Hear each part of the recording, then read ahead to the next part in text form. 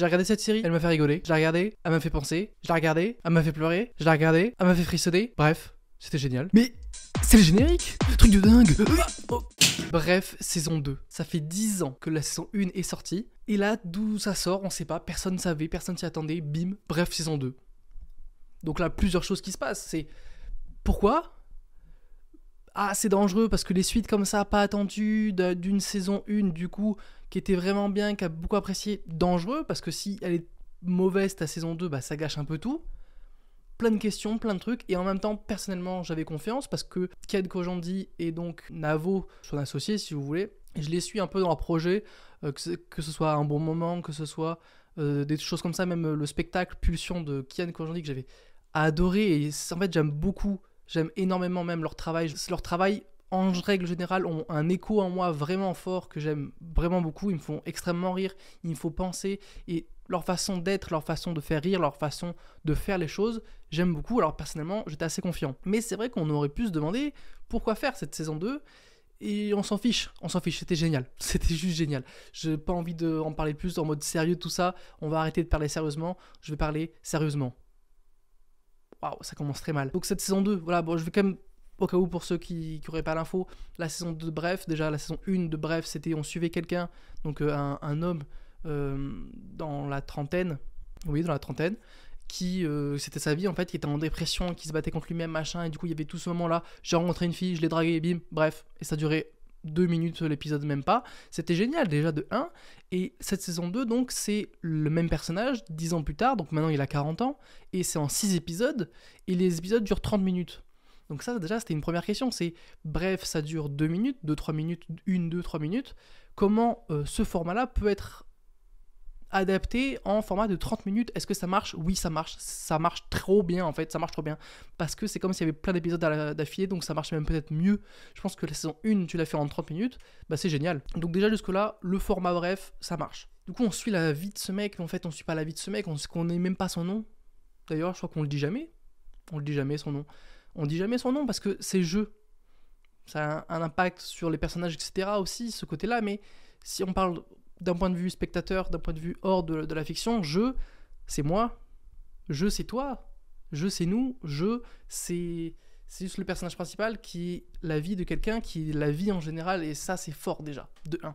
Le fait que le personnage n'ait pas de nom, ça veut dire quelque chose. Et en fait, c'est ça, toute cette série, toute cette saison 2, c'est encore plus que la saison 1, je trouve, parce que vraiment l'écriture, que ce soit l'écriture, la réalisation, la mise en scène, les idées de mise en scène, les idées, tout est intelligent, tout est intelligemment fait, tout est pensé, tout est fait millimétré, et c'est ça qui est fort, c'est dans les détails qu'une œuvre fait les choses, c'est dans les détails qu'il y a des choses, en fait, dans les détails, c'est là où on voit l'amour, c'est là où on voit la vie en général. Personnellement, j'aime beaucoup les détails, et si vous faites attention dans n'importe quelle grande œuvre, c'est les détails qui comptent, et sans ces détails-là, bah, l'œuvre serait juste une œuvre banale. Bah, dans cette saison 2, pareil, il y a plein de petits détails quand même on pourrait voir dans la saison 1, donc ça va trop loin après. C'est d'une intelligence forte, c'est tellement touchant, c'est fort en émotion, je sais pas quoi dire en fait, parce que de toute façon, si vous êtes là pour que je crache des choses négatives, vous pouvez directement partir, parce que je crois que je n'ai pas une seule chose négative à dire sur cette série, sur cette saison. C'était juste exceptionnel, et donc ça va être moi pendant 10-20 minutes, je sais pas combien de temps va durer cette vidéo, qui va dire des choses positives et qui va essayer de décortiquer qu'est-ce qui s'est passé, pourquoi ils ont fait ça, comment ils l'ont fait, et qu'est-ce que je trouve exceptionnel là-dedans, parce que oui, la saison est exceptionnelle, j'ai énormément de choses à dire. Wow, mais je suis un malade, j'ai commencé la vidéo et j'ai même pas fait attention, parce que je crois qu'on est 537 en vrai sur la chaîne, et là j'ai marqué 536, donc ça va pas. C'est ça, on est 537, donc merci à vous, et qu'est-ce qu'on fait quand quelqu'un s'abonne? Regardez, là on est 536, du coup il y a 536 traits, et vu que quelqu'un s'est abonné, hop, je mets un trait sur le tableau. Voilà, donc si tu t'abonnes, je mets un trait sur le tableau, je te rajoute. Abonne-toi, n'hésite pas, merci. Il y a quelque chose avant de vraiment passer dans les épisodes et qu'est-ce qui se passe vraiment. Il y a une chose que j'adore, il y a une chose qui, je pense, marche énormément sur moi, il y a une chose qui fait que aussi cette série est exceptionnelle et qui fait écho avec moi, personnellement, là c'est vraiment très personnel ce que je vais dire, mais peut-être que vous aussi, c'est pour ça que c'est intéressant. Le fait que dans cette saison, dans cette série en général, il parle. Quand je dis ils, c'est quand j'en dis c'est réal, c'est les réals, parce que je pense qu'il y a Navo aussi, j'ai pas trop vu le générique, mais ils, c'est, vous avez compris. Ce qu'ils font en fait, c'est qu'ils parlent, entre guillemets évidemment, ils parlent beaucoup en images. Aussi, pardon, il va y avoir du spoil. Voilà, c'est allez la voir parce qu'elle est géniale. Maintenant, je vais spoiler parce que j'ai besoin de dire les choses vraiment, quoi. Au lieu de dire, mon père, il a un cancer et il montre un docteur avec un cancer, machin, vous avez un cancer. Ils le font, mais ils le font très rapide. Et après, ils mettent 10 minutes à montrer du coup toute la famille en train de se battre contre des aliens bizarres en forme de crabe un peu. Peut-être c'est référence au crabe, vous savez, le cancer. Je crois le signe astrologique du cancer, c'est le crabe. Je suis pas sûr, c'est une espèce de crabe, vous voyez. Ben, je pense que c'est lié. J'y ai pensé, donc peut-être qu'ils y ont pensé. Je pense pas que c'est au pif, bref. Et du coup, plein de petites crabes comme ça qui attaquent leur base. Et du coup, toute la famille se bat. Au lieu de montrer la mère qui se bat elle-même, on voit que c'est elle la plus déterminée qui se bat, etc. Et en fait, c'est une image. C'est une image. Les gens, ils sont pas vraiment dans l'espace. Ils sont pas vraiment en train de se battre contre des aliens. En fait, c'est ça. C'est la lutte contre le cancer. Et j'adore ça. Pas le cancer, mais le fait qu'il parle en image, il s'exprime en image. Il y a beaucoup de ça en mode... au lieu de montrer... Ah, j'ai plus d'exemples. Je viens de la regarder, la série. J'ai plus d'exemples. Attendez. Bah, voilà. Non, mais pardon, mais je suis trop bête. L'exemple le plus frappant, la rupture. Comment ils mettent la rupture en scène. Il est dans une voiture. Ils sont dans une voiture à deux. Ça, c'est le couple. C'est génial déjà comme image. Ça aussi, c'est une image. C'est le couple, c'est une voiture. Où tu vas tout droit, tout le temps. Et ben... tu construis ta voiture, etc. C'est ça une relation, c'est construire sa voiture et après ça roule ou ça roule pas en fait. Et chacun sa voiture, chacun ses pièces, machin, et c'est génial. Et du coup, ça commence direct, ça freine et il passe par-dessus, par-dedans le pare-brise, il tombe, il se fracasse et c'est ça la rupture, c'est comment il est fracassé après, comment il a le truc dans la gorge. Et il représente la rupture par ça en fait et c'est une image du coup, bref, je pense que vous avez compris. Et j'adore ça parce que si vous me connaissez dans la vraie vie, pour quelques-uns qui me connaissent dans la vraie vie, et pour les personnes peut-être qui suivent ma chaîne activement, on va dire, vous savez, et si vous savez pas, c'est pas grave, mais j'aime beaucoup aussi parler en images, et même parfois je le fais en vidéo, au lieu de vous dire, vous voyez, ce film, il est génial, vous voyez, ce film, c'est une tarte aux fraises.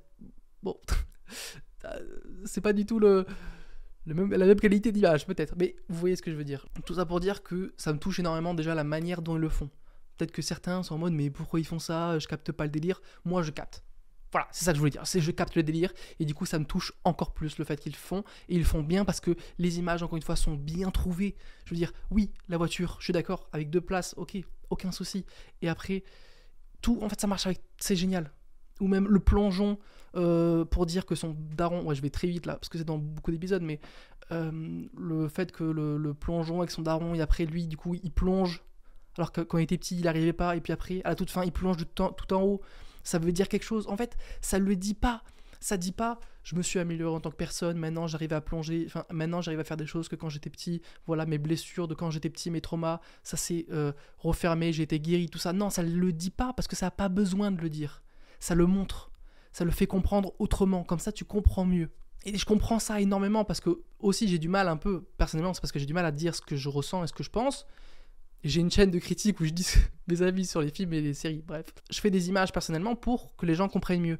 Et ça marche souvent. Et du coup, cette série, c'est un peu ça. Ça fait des images, comme ça on comprend mieux le personnage sans nous montrer. Et ça crée une espèce de relation où tu comprends et en même temps tu l'adaptes à toi-même. Par exemple, le plongeon, ça peut dire un truc pour quelqu'un comme un truc pour quelqu'un d'autre. Du coup, au lieu de dire, bon voilà, je suis un adulte qui maintenant a guéri mes traumas d'enfance, par exemple, la série veut un peu dire ça, elle dit pas que ça, elle dit énormément de choses, mais vous avez compris. Au lieu de le dire, et toi t'es spectateur et tu dis, ah oui, c'est ça qui se passe, bon bah c'est génial, oh je suis ému.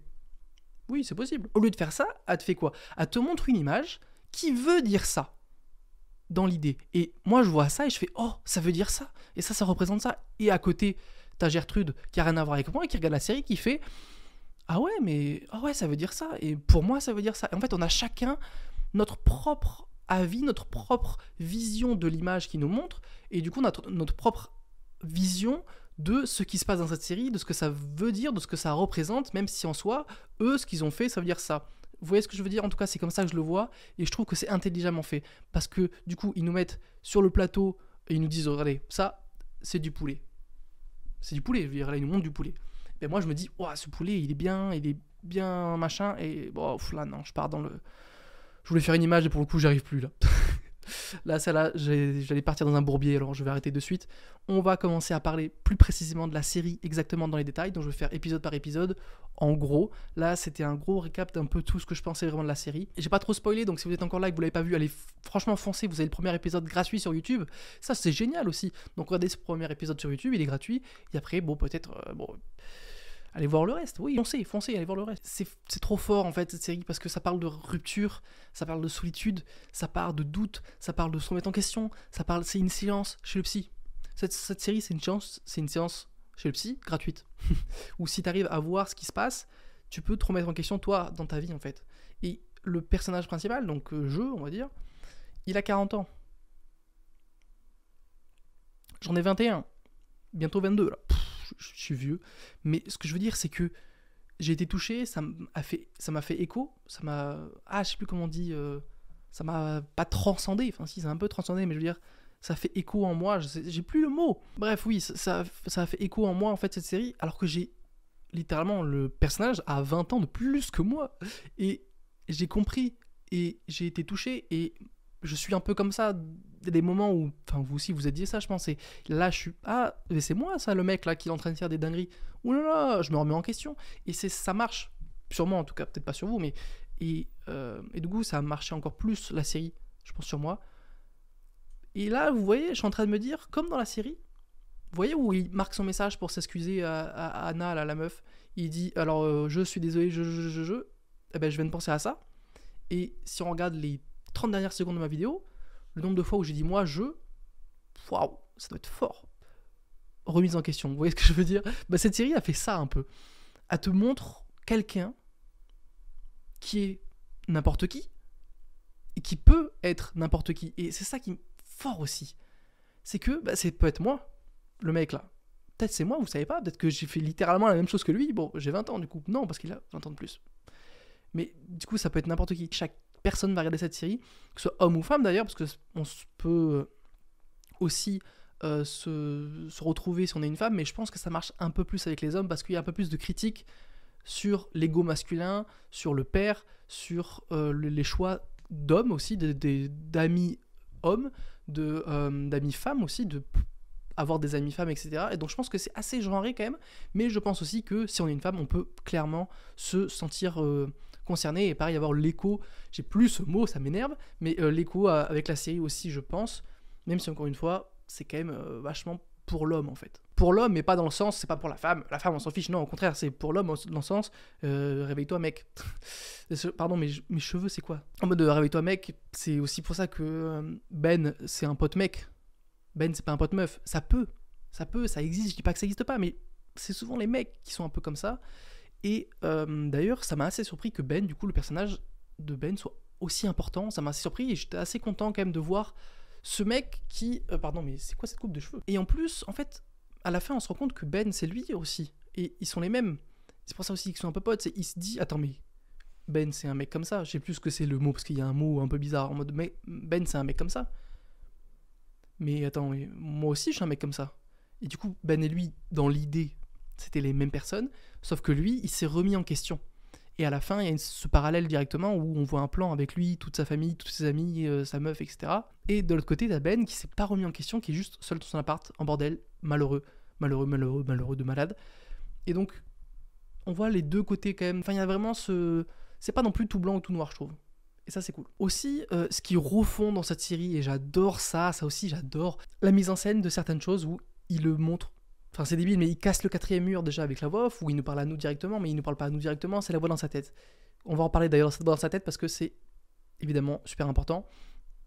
Mais vous voyez, par exemple, le pote à condition, mais en fait, c'est un pote à condition à l'instant T, il oublie que c'est ton anniversaire, machin, mais en fait, ça sera ton meilleur pote parce que dès que ça va pas, il est là. Vous voyez ce mec-là ? C'est Dedo d'ailleurs, qui joue le personnage qui était dans la saison 1 aussi. Et en fait, dans la saison 1, il y a un épisode où ça parle de lui. Et ben là, il y a un moment où ça parle de lui, pour faire un petit récap de ce qu'il sait en fait.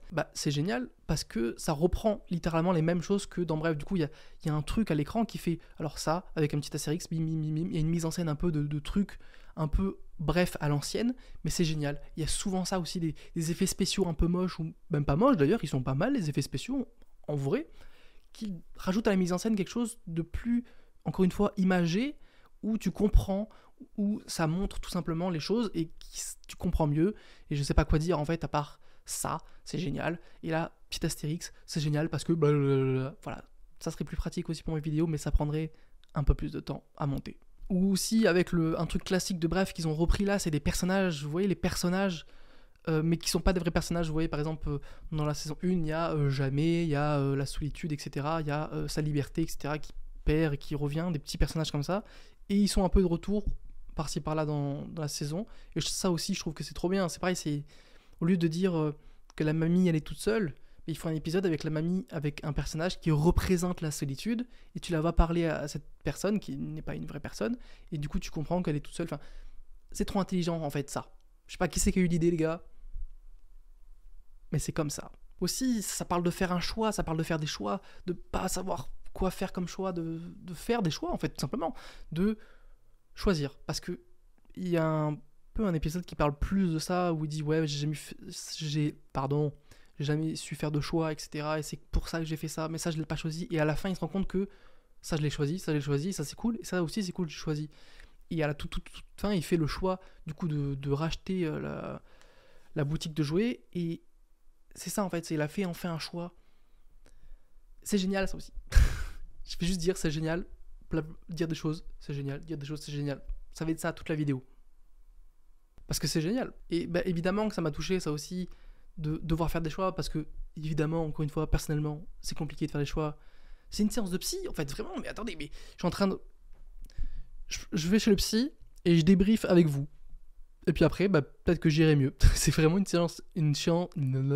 c'est vraiment une séance chez le psy. Bon, maintenant, il va me falloir une séance chez l'orthophoniste. Il y a quelque chose qui est fort, qui est beaucoup montré, parce que c'est dans la vie aussi, c'est fort et que c'est beaucoup montré. C'est les relations, évidemment, les relations que ce soit amoureuses ou amicales, donc les relations humaines en général. Si je me souviens bien, où il y a beaucoup ce truc avec les frères et sœurs, avec le frère, beaucoup là, du coup, mais ça veut dire les frères et sœurs, en gros, la relation avec les frères et sœurs, mais aussi la relation parentale. Cet épisode 2, il fait mal. Je sais, surtout si vous avez une vie personnelle où ça peut refléter encore plus ce qui se passe dans la série, c'est... Ah non, celui-là, l'épisode 2, vous voyez, l'épisode 1, il dit wow, c'est génial, ça a l'air trop cool, tout ça. L'épisode 2, il vous. Bam, il vous pète la gueule, d'accord? Il vous pète la gueule, et si vous n'avez pas à chialer, vous allez chialer, en fait. Et ou presque, ou vous allez être au moins touché, c'est obligé, parce que c'est trop fort, tout simplement. Ça reprend en plus un truc de la saison 1 avec Baptiste, du coup, Baptiste Le Caplin, qui jouait le coloc, et maintenant qui joue un de ses meilleurs potes. D'ailleurs, petit aparté, j'adore ce mec, l'acteur, le personnage, voilà, j'adore. Et du coup, il y avait ce truc super flippant, où il était super flippant avec les meufs. Et là, il est devenu papa, et du coup, il est super papa. Et en fait, c'est juste un papa génial. Et du coup, il se rend compte que lui, il n'a pas eu un papa génial. Et c'est là où il y a le truc du plongeoir, etc., qu'on parlait tout à l'heure. Et du coup, il a vraiment ce truc relation avec le père. Waouh! Voilà, juste waouh. Et à la fin, il veut lui parler, parce que c'est comme ça qu'il faut débloquer. Parce qu'en même temps, il parle comme si il faut tuer le père et baiser la mère. Bon, c'est le truc de Deep, là, mais c'est un truc psychologique de dingue en fait, et du coup il a dit ouais je vais aller tuer le père entre guillemets, et en fait il est mort son père. Là ça fait l'épisode sur 7 non, de la folie furieuse, de la folie de cette relation avec le père, du coup avec le paternel, avec les traumas d'enfance, ou après le psy qui dit bah c'est toujours la faute des parents, il faut pas avoir le psy qui dit ouais je m'en fiche qu'ils me parlent de leur mec, de leur chien, moi c'est la faute des parents. Et en fait c'est la faute des parents, mais c'est pas vraiment une faute, parce que les parents aussi, etc. Donc c'est lié aux parents tout le temps, le truc psychologique. Et c'est vraiment une séance de psy, en fait, cette série. Une séance chez le psy, tout simplement. Du coup, cet épisode 2, c'était en mode paf, dans ta gueule. Et en plus, après, épisode 3, et il y a des gens, ils ont vu l'avant-première de Bref. Déjà trop de chance, mais ils ont vu que les 3 premiers épisodes. Bon, déjà, génial, mais en fait, à la fin du 3e épisode, comment tu peux dire... Oh, c'est pas grave, je vais attendre 2 jours pour regarder la suite. Non, impossible. J'ai cliqué sur épisode suivant et j'ai même pas eu le temps de prendre des notes. Tellement j'avais envie de voir la suite, parce qu'évidemment, comment tu finis là-dessus? Arrête. Et du coup, cet épisode 3, c'est un peu plus, du coup, la mort, en fait, du daron. On revient sur ce qui s'est passé exactement, etc. Le cancer, passer des moments avec lui, machin, et du coup tu comprends que lui il a passé quand même pas mal de moments avec lui, mais il a jamais réussi à dire ce qu'il voulait lui dire, et du coup c'est dommage, et d'un coup c'est dommage, et en même temps c'est dommage, il était trop tard en fait. c'est... Aussi dans cet épisode t'as le tonton avec la formation tonton qui est évidemment hilarante parce que c'est en mode bah oui c'est vrai mais attends mais c'est vrai ils ont fait ça tous les tontons, je suis tonton, c'est quand je me fais appeler pour la formation, bah je sais pas, parce qu'en plus après on le voit aller aux toilettes pleurer et ça c'était fort aussi parce que bah oui mais en fait il va aux toilettes pleurer après à la fin quand il fait des blagues pour l'enterrement il dit elles sont les toilettes et tu sais qu'il va aller pleurer. Ouah, c'est fort ça aussi, c'est fort, c'est juste fort. Ouais, non mais et du coup pour revenir sur la fin, non mais attends la fin. Elle est enceinte. Il y a une personne enceinte avec un truc de cheval. Et après, t'as Freddy Gladieux qui, évidemment, hilarant ce mec, qui dit oh, vous voulez que je vous spoil? Moi, je sais qui c'est, parce qu'il avait déjà spoilé un truc. Et ça, c'est hilarant aussi, ce personnage qui casse le quatrième mur avec des personnages qui sortent de. C'est nous, en fait, les personnages. Et en même temps, c'est pas nous, parce que c'est le spoiler. Bon, bref, c'est génial. Freddy Gladieux, génial. Il va être papa. Et là, t'es en mode wow, attends, il va rencontrer une meuf. Il va être papa, donc ça veut dire que tout va aller bien. Et ça se finit là-dessus. Tu es la moitié de la série. T'as l'avant-première et tu te dis bah attends mais je veux regarder la suite. Évidemment que les gens l'avant-première ils ont dit c'était génial, ils veulent voir la suite, ce qui est normal. Et moi du coup évidemment j'ai cliqué sur épisode suivant le plus vite possible. Et l'épisode suivant, ou même non c'était à la fin de l'épisode 3 d'ailleurs, on voit qu'il date une meuf et au lieu de faire le mec un peu comme il l'a montré, parce que je pense que si vous êtes là vous avez vu la série donc pas besoin de dire pour rappeler des choses je pense. Donc au lieu de faire des dates et de faire semblant de ah oui moi aussi j'aime ça et au final de la relation tu te rends compte que ah non t'aimes pas trop ça etc, c'est être honnête en fait. Il a dit je vais être honnête, hop, en fait j'ai des tocs, je suis stressé, je suis un maniaque, je suis un machin, la meuf elle a dit oh bah moi aussi, enfin on a pas dit moi aussi je suis comme ça mais moi aussi j'ai plein de trucs et du coup c'était génial et du coup c'est la première fois qu'il s'aimait vraiment et du coup c'était génial et hop là il s'autodétruit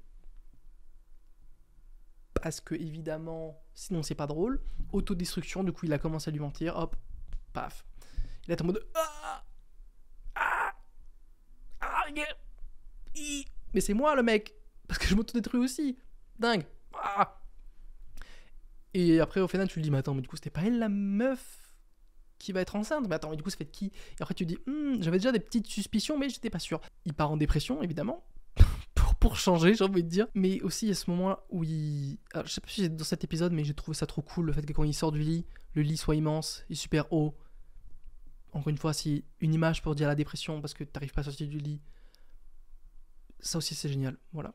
Quand il retrouve ses amis, ses vrais amis à table, c'est génial aussi. Parce que t'as Marla qui dit bah regarde, c'est ça l'amour, c'est machin il s'est assis là parce que lui là, machin il s'est assis là parce que t'as fait attention, et toi t'as fait attention à elle, et moi j'ai fait attention à lui, et lui t'as fait attention à moi, et c'est ça l'amour en fait. Ça c'est génial aussi. Parce que du coup c'était réglé, on va dire, ses amis. Les amis étaient réglés. Check, t'as des bons amis, check, ils sont pas toxiques, check, ils sont tous copains, check, c'est l'amour, check, c'est génial. Aussi, je viens d'y penser maintenant, ça n'a rien à voir avec ce que je suis en train de dire, mais les caméos sont trop bien gérés. Il y a plein de caméos de plein de gens, c'est super génial. Il y a plein de gens d'internet, c'est génial. Des acteurs d'internet qui viennent un peu studio Golden, n'importe quoi. Studio Bagel, Golden Moustache, etc. Des petits gens comme ça, c'est génial. Et ensuite, il y a des youtubeurs, etc. Et des streamers qui font bien le taf. Ils sont là en caméo, ils n'ont pas un gros rôle, alors on s'en fiche. Et ils jouent bien globalement, donc c'est génial. Voilà, parenthèse fermée sur les caméos. Et en fait, grâce à cette relation qui était géniale, qui était fusionnelle, qui était l'une des meilleures qu'il ait eu depuis longtemps, si ce n'est pas la meilleure, mais qui va quand même gâcher parce qu'il s'autodétruit et parce que il a merdé tout simplement, ça va quand même le faire prendre conscience qu'il y a un problème en fait. Parce que j'en ai pas parlé d'ailleurs, mais la meuf du 1 à qui il est sorti, où c'était vraiment un peu le sujet de la saison 1, a fait un film qui retrace sa vie à elle, quand il sortait avec lui, blablabla, et c'est le méchant parce que c'est juste un connard en fait, tout simplement. Et lui, il voulait pas voir le film, et au final, il voir le film, là, il s'est rendu compte que c'était un connard. Bref, entre ça et la relation qui était trop cool, mais qui a quand même fini, et ses potes qui sont géniaux, ils ont dit, bah en fait, là, c'est toi qui as merdé, mec. Il dit, bah comment ça? Et en fait, il a regardé le film, et il s'est rendu compte que la personne en face de lui était malheureuse à cause de lui, et du coup, il se met à la place des autres maintenant. Il essaye en tout cas, en fait. Il s'est rendu compte que c'était lui le problème. Il s'est rendu compte que il était égoïste. Il s'est rendu compte que c'était trop lui et pas assez les autres. Et du coup, en fait, tout le long de cette saison, le mec fait vraiment un travail sur lui. Il se rend compte des choses. Enfin, à 40 ans, il faut le faire. C'est pour ça qu'il faut essayer de le faire plus tôt, mais c'est déjà bien de se rendre compte aussi tard, enfin de se rendre compte tout court en fait. Il n'y a pas de moment, enfin bref, je m'enfonce de malade et j'ai faim aussi. Ça n'a rien à voir mais j'ai vraiment faim. Et oui, du coup il se rend compte que c'est lui le problème et il se remet en question. Et c'est là où le parallèle avec Ben est important, c'est que Ben ne se rend jamais compte que c'est lui le problème et ne se remet jamais en question. Et c'est là où il y a une fissure entre eux, évidemment, où il se rend compte que c'est un mec toxique, et du coup, il faut s'en séparer. Et lui, du coup, il va prendre conscience que c'est un peu lui le problème, parfois, c'est souvent lui le problème quand même, mais voilà. Et du coup, il va dire pardon, pardon, machin, la meuf va plus jamais lui parler, mérité, mais il va se rendre compte. Et ce que Marla lui dit, c'est bien que tu sois un connard. Non, pas que tu sois un connard, mais que tu aies conscience que tu es un connard. C'est là que ça commence en fait. Je crois qu'elle dit presque littéralement ça d'ailleurs. Et c'est ça qui est important en fait. C'est ça qui va amener à la suite, c'est ça qui va amener au climax de cette série, de cette vie un peu. Non, parce que c'est que le début de la vie d'ailleurs. Mais c'est de se rendre compte des choses et de se remettre en question soi-même. Il y a même une expression pour ça, c'est balaye chez toi avant de balayer chez les autres. C'est pas du tout ça l'expression, mais vous avez compris. Et c'est à ce moment-là où il va reparler à son frère, où il va reparler à machin, où du coup la fissure avec son pote va se casser avec Ben là. Et c'est là où ils vont pécho sa coloc. Parce que j'en ai pas trop parlé de sa coloc, mais il va pécho sa coloc. Et en fait, il y a un truc que je me suis rendu compte dans leur relation, parce que même lui, il se dit, mais attends, mais depuis le début, c'était devant moi, et on voit des flashbacks de leur relation globalement, en fait. Et tu te dis, en fait, oui, c'est génial, et c'est la seule personne, une des seules personnes, en tout cas en relation amoureuse, où il a pas eu ce petit truc dans la tête, dès qu'on la voyait à l'écran. Dès qu'on la voyait à l'écran, c'était, oh, salut, c'était en mode normal, on va dire. Il n'y a pas cette anxiété, parce que pour moi, cette petite voix, c'est l'anxiété, on en parle plus tard. Et du coup, c'était prévisible en fait, si tu réfléchissais, toi tu réfléchis pas parce que t'es à fond dans la série, mais c'est la seule personne à qui il n'y avait pas ce petit truc dans la tête où il nous parle à nous avec sa voix off. Et même quand il se retrouve avec tous ces anciens lui là, dans sa truc avec les anciens lui, tout simplement, ils sont tous en mode oh, et c'est à ce moment là où, et là il y a voix off, etc. Et lui il se dit, oh attends, mais je suis pas d'accord avec eux, et lui, ils sont tous en mode en train de se faire des trucs dans la tête. Et pareil, il le dit ça, c'est il se fait trop de trucs dans la tête, tout seul, et du coup il se met pas à la place des autres. Et avec elle, du coup, avec sa coloc, avec Billy, Laura Felpin, qui est géniale d'ailleurs dans cette série, elle est géniale tout le temps, mais elle est géniale dans cette série, donc Billy, il a jamais fait des choses dans sa tête en fait. Il s'est jamais pris la tête, il s'est jamais posé des questions, blablabla. Juste, ils étaient là, ils ont passé des bons moments, ils ont repeint des trucs, ils ont rigolé, c'était cool en fait, c'était juste cool. Il a pas réfléchi trop, il s'est pas pris la tête. Et c'est pour ça que c'est différent avec elle. Et c'est pour ça qu'il se pécho, et c'est pour ça qu'ils sont en mode oh attends, je crois que je suis amoureux d'elle. Ils vont parler, Shifumi, et ça c'était génial aussi. C'était génial, et j'ai dû mettre pause parce que des fois quand il y a un truc qui va arriver dans une série et que je suis un peu trop dedans, je me pose et je suis en mode non, fais pas ça. Et j'ai une espèce de ne fais pas ça. Et du coup, j'avais pas envie évidemment qu'ils partent parce qu'ils sont amoureux tous les deux, c'est mignon. Et en plus, et du coup ils font Shifumi, et évidemment c'est lui qui gagne, donc évidemment il va dire ce qu'il faut pas dire, sauf que t'as Jean-Jacques le GOAT de l'autre côté. D'ailleurs si les voisins ils m'entendent, vous êtes les GOAT, qui est génial d'ailleurs Jean-Jacques. En fait tout est génial, du coup je peux pas parler de tout parce que la vidéo va durer 1 heure, je sais pas combien elle dure là. Beaucoup trop longtemps déjà, beaucoup trop longtemps. Mais du coup il est joué par Jean-Paul Rouve d'ailleurs, qui m'a retweeté. Voilà, il m'a retweeté Jean-Paul Rouve, j'ai parlé des tuches, il m'a retweeté. Si tu passes par là, je t'adore. Et du coup, il joue ce personnage, Jean-Jacques, que j'adore, qui aussi est un parallèle avec lui, parce qu'il s'est assis pendant 5 minutes, il s'est assis pendant 20 ans, c'est ce qu'il dit, c'est génial. Il y a trop de choses à dire sur cette série, il faudrait faire 4... c'est la honte ça. 4 vidéos dessus, en fait, analyse de machin. Je pense qu'il y a moyen que je le fasse un jour. Ça serait génial. Qu'est-ce que je disais? Oui, il y a Jean-Jacques qui a un truc en mode... Ah non, mais il faut... laisse-la parler, elle, parce que je connais tout, et en fait, c'est elle qu'il faut qu'il parle. Je supplie, il faut qu'elle parle. Et du coup, elle parle. Ah ouais, mais en fait, ils s'embrassent. C'est génial. Puis à la fin, évidemment, il rachète le taf, du coup, qu'il adorait, et c'était génial. Et à la fin, ils ont un enfant, évidemment, parce que du coup, c'est avec elle, si vous n'avez pas compris. Hashtag spoiler. Que c'était elle, la meuf enceinte, etc. Et du coup, dans leur voiture, dans leur relation où tout va bien, il y a un siège pour bébé. Et tu les vois tous les deux, ils sont pas... Mais bon. C'était génial, en fait. J'essaie de réfléchir si j'ai d'autres choses à dire. De toute façon, vous le voyez, si vous voyez qu'il y a encore 10 minutes à la vidéo, si j'ai des choses à dire, si vous voyez que... Ah, c'est fini, vous êtes déjà parti, c'est qu'il reste plus grand chose à dire. L'anxiété, c'est... moi, c'est comme ça que je le vois. Sa voix, en fait, c'est l'anxiété. C'est son anxiété, en tout cas c'est sa peur, c'est tout ce côté un peu négatif, parce que à chaque fois, il se passe un truc, il réfléchit, et du coup il fait le mauvais choix. Il se prend trop la tête.